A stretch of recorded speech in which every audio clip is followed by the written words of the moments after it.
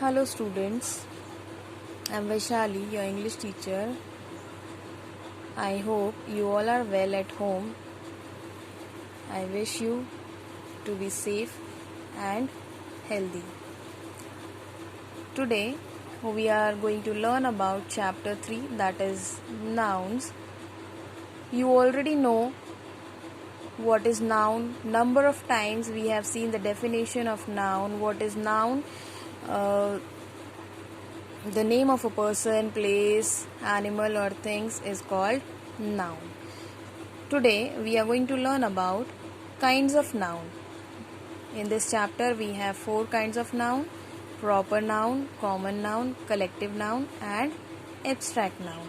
So, what is proper noun?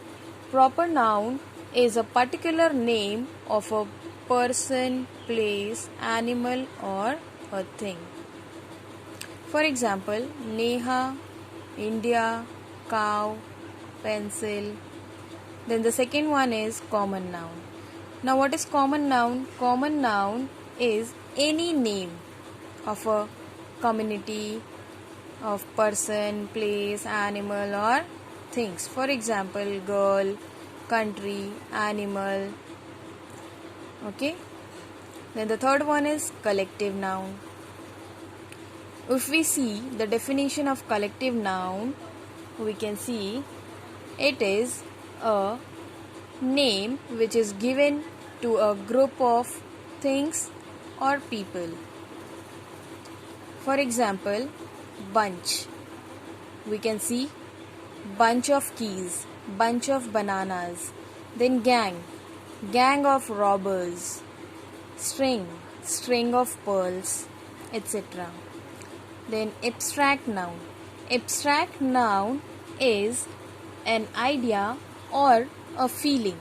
For example, sympathy, wisdom, freedom, etc. So this way we have seen 4 kinds of nouns with their examples and definitions. One more important topic is there in your chapter is case. We have 5 kinds of cases: nominative, objective, possessive, vocative and dative. If we see one by one, we'll see the first one. Nominative case is also called as subjective case. When a noun or a pronoun is used as the subject of the verb, it is called nominative case. For example, Priya writes a letter. In this sentence, Priya is a subject for the verb writes. So this is called nominative case. Second one is objective case, which is also called as accusative case. When a noun or a pronoun is used as the direct object of the verb, is called objective case.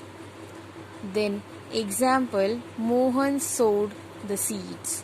Now what is the direct object here in this sentence? Is seeds. This is why it is called objective case. Let's see the third one, possessive case. Possessive case is also called as genitive case. When a noun or a pronoun shows ownership, it is called possessive case. Here you just have to remember this apostrophe S.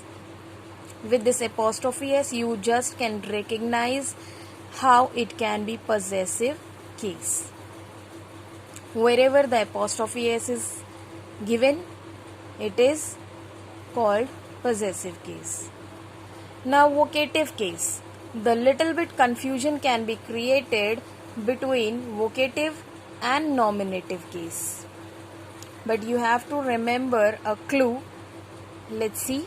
When the noun is the name of person being spoken to or addressed, it is said to be in vocative case.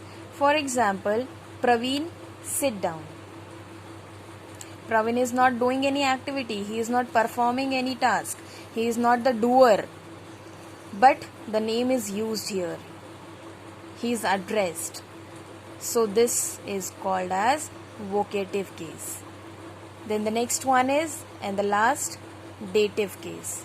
When the noun or the pronoun is used as the direct object of the verb, it is said to be in the dative case. For example, I gifted a watch to Priyanshu. I is the subject, gifted is the verb, a watch is the direct object, and Priyanshu is the indirect object. This is why it is called dative case.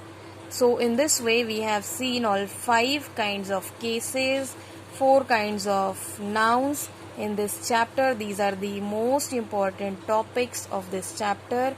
I hope you all have understood it very well. That's it for today. Bye. Have a nice day.